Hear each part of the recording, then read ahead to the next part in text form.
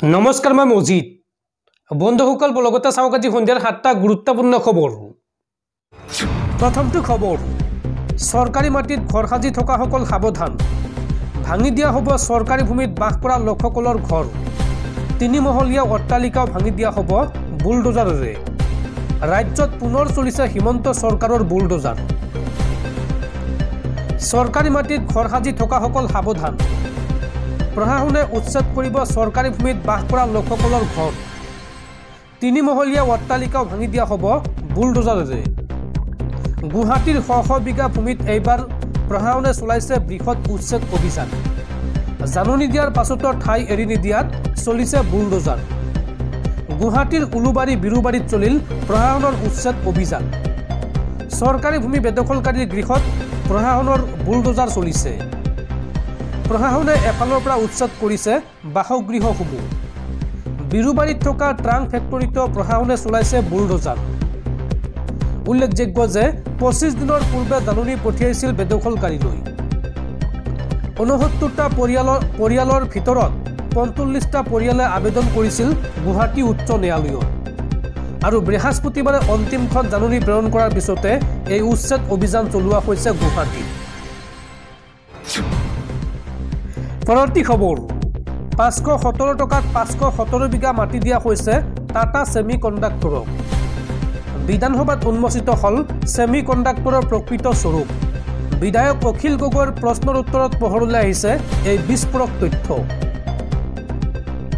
বিধানসভাত উন্মোচিত হ'ল ছেমি কণ্ডাক্টৰৰ প্ৰকৃত স্বৰূপ। অখিল গগৈৰ প্ৰশ্নত বিধানসভাত উন্মোচিত হ'ল ছেমি কণ্ডাক্টৰৰ ন তথ্য।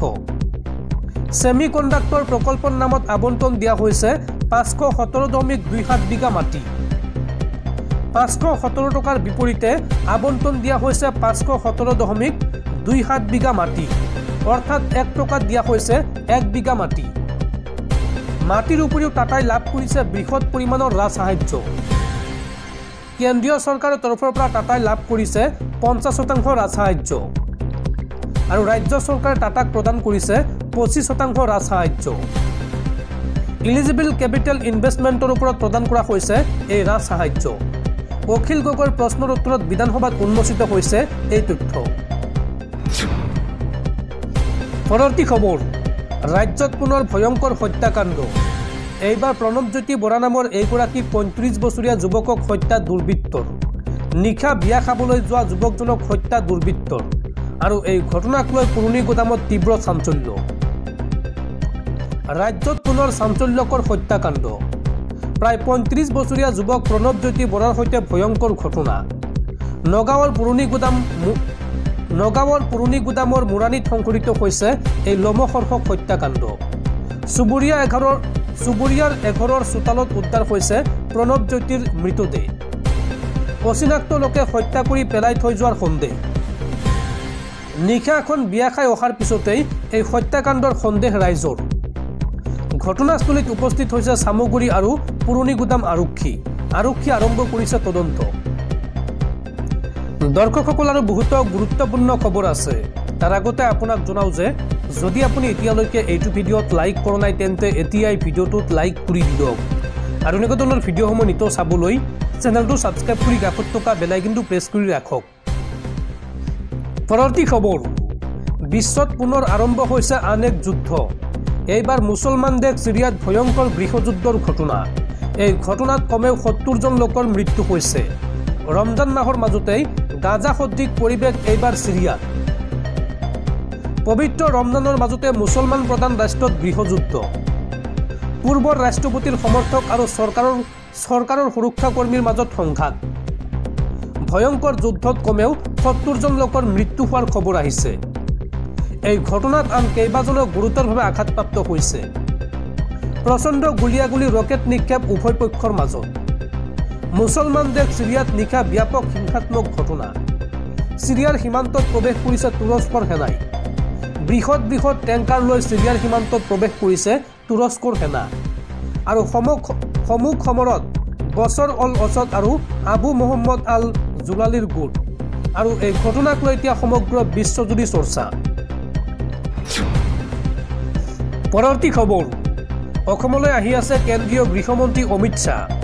তিনিদিনীয়া ভ্ৰমণ কাৰ্যসূচীৰে 14 মাৰ্চত অসমলৈ আহিব কেন্দ্ৰীয় গৃহমন্ত্ৰী অমিত শ্বাহ। পৰৱৰ্তী খবৰ, ঘোষণা কৰা হ'ল ৰাভা হাছং স্বায়ত্তশাসিত পৰিষদৰ নিৰ্বাচন। 2 এপ্ৰিলত ৰাভা হাছং স্বায়ত্তশাসিত পৰিষদৰ নিৰ্বাচন অনুষ্ঠিত হ'ব। 34টা পৰিষদীয় সমষ্টিত হ'ব এই নিৰ্বাচন। 4 এপ্ৰিলত হ'ব ভোট গণনা।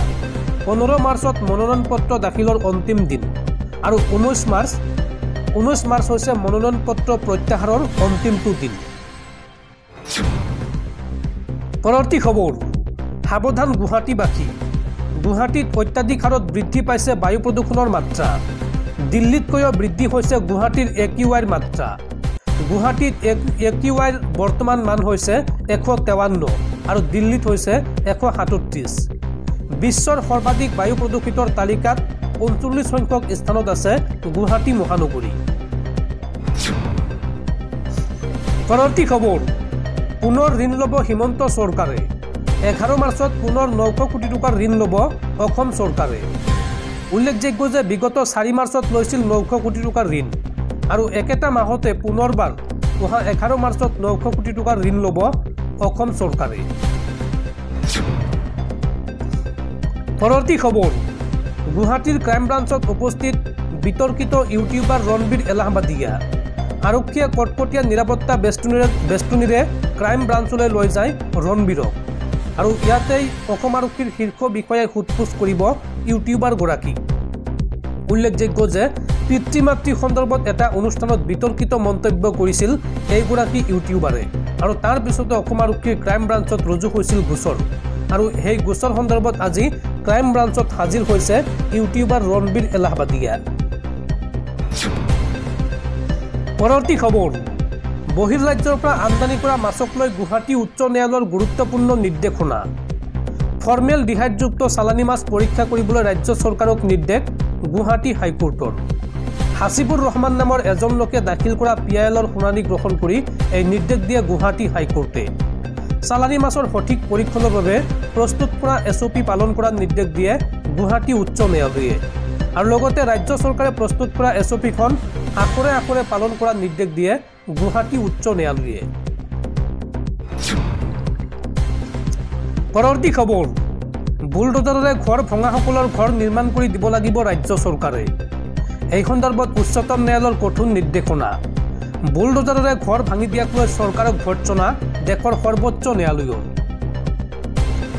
বুলডোজাৰেৰে ঘৰ ভঙাৰ পূৰ্বে 10 বাৰ ভাবক। যাৰ ঘৰ বুলডোজাৰেৰে ভাঙিব তেওঁৰে ঘৰ বনাই দিব লাগিব চৰকাৰে। এই সন্দৰ্ভত উচ্চতম ন্যায়ালয়ৰ কঠোৰ নিৰ্দেশ। ভাঙি দিয়া ঘৰসমূহ পুনৰ নিৰ্মাণৰ নিৰ্দেশ ৰাজ্য চৰকাৰক। ৰাজ্য চৰকাৰক নিজৰ ধনেৰে ঘৰ নিৰ্মাণ কৰি দিবলৈ নিৰ্দেশ ন্যায়ালয়ৰ। বুলডোজাৰ জাষ্টিছক লৈ বিজেপি চৰকাৰক সমালোচনা দেশৰ সৰ্বোচ্চ ন্যায়ালয়ৰ। ন্যায়মূৰ্তি অভয়াস উকা আৰু ন্যায়াধীশ N কোটেশ্বৰ সিঙৰ বিচাৰপীঠৰ এই মন্তব্য। বুলডোজাৰেৰে কোনো লোকৰ ঘৰ ভাঙি দিয়াটো অনুচিত। উত্তৰ প্ৰদেশৰ প্ৰয়াগৰাজত আইন ভংগ কৰি ঘৰ ভাঙি দিয়াৰ অভিযোগ উত্থাপন হৈছে আৰু এই সন্দৰ্ভত বুলডোজাৰ জাষ্টিছক লৈ চৰকাৰী বিষয়াসকলক ভৰ্ৎসনা দেশৰ সৰ্বোচ্চ ন্যায়ালয়ৰ।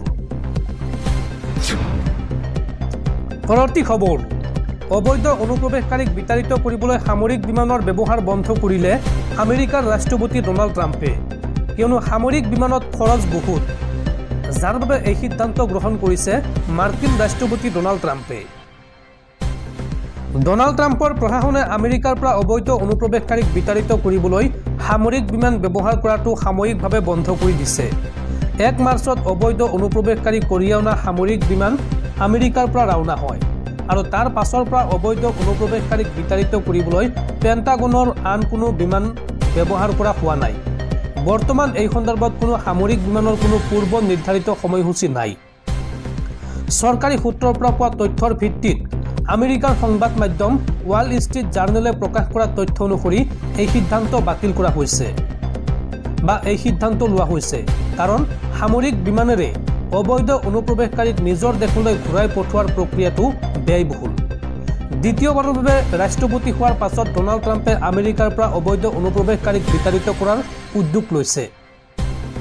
ট্ৰাম্প প্ৰশাসনে আমেৰিকাৰ সামৰিক বিমান C-17 গ্লমবাষ্টাৰ আৰু C-130 ব্যৱহাৰ কৰি ভাৰত, গুৱেটামালা, ইকুৱেডৰ, পেৰু, হণ্ডুৰাছকে ধৰি বিভিন্ন দেশলৈ অবৈধ অনুপ্ৰৱেশকাৰীক বিতাড়িত কৰিছে। ইয়াৰ ভিতৰত আমেৰিকাই কেইবাখনো দেশলৈ সামৰিক বিমান প্ৰেৰণৰ বাবে তুলনামূলকভাৱে অধিক খৰচ কৰিছে। ৰয়টাৰে প্ৰকাশ কৰা তথ্য অনুসৰি আমেৰিকাৰ পৰা প্ৰতিজন অবৈধ অনুপ্ৰৱেশকাৰীক সামৰিক বিমানেৰে গুৱেটামালালৈ পঠিয়াবলৈ ট্ৰাম্প প্ৰশাসনে $4,675 দিবলগীয়া হৈছিল, ভাৰতীয় মুদ্ৰাত প্ৰায় 4 লাখ টকা। যেহেতু আমেৰিকাৰ পৰা প্ৰতিজন অবৈধ অনুপ্ৰৱেশকাৰীক একেটা পথেৰে বাণিজ্যিক বিমানেৰে গুৱেটামালালৈ পঠিয়ালে মাত্ৰ $853 মাৰ্কিন খৰচ হ'লহেঁতেন, যিটো ভাৰতীয় মুদ্ৰাত প্ৰায় ৭৪,০০০ টকা। আনকি ট্ৰাম্প ক্ষমতালৈ অহাৰ আগতেই আমেৰিকাৰ পৰা অবৈধ অনুপ্ৰৱেশকাৰীক বিভিন্ন সময়ত নিজৰ দেশলৈ ঘূৰাই পঠিওৱা হৈছিল। বিগত সময়ত আমেৰিকাই সাধাৰণতে অবৈধ অনুপ্ৰৱেশকাৰীক বাণিজ্যিক চাৰ্টাৰ বিমানেৰে নিজৰ দেশলৈ ঘূৰাই পঠাইছিল। জো বাইডেন আমেৰিকাৰ ৰাষ্ট্ৰপতি হৈ থকাৰ সময়ত অবৈধ অনুপ্ৰৱেশকাৰী কঢ়িয়াই আমেৰিকাৰ চাৰ্টাৰ বিমানো ভাৰতত উপস্থিত হৈছিল আৰু সেই বিমানসমূহ পৰিচালনাৰ দায়িত্ব আমেৰিকাৰ ইমিগ্ৰেশ্যন এণ্ড কাষ্টমছ এনফৰ্চমেণ্ট চমুকৈ ICEৰ। কিন্তু দ্বিতীয়বাৰ ৰাষ্ট্ৰপতিৰ ক্ষমতালৈ অহাৰ পিছত ডনাল্ড ট্ৰাম্পে সেই পথ অনুসৰণ কৰা নাছিল, যাৰ বাবে খৰচ বৃদ্ধি পাইছিল।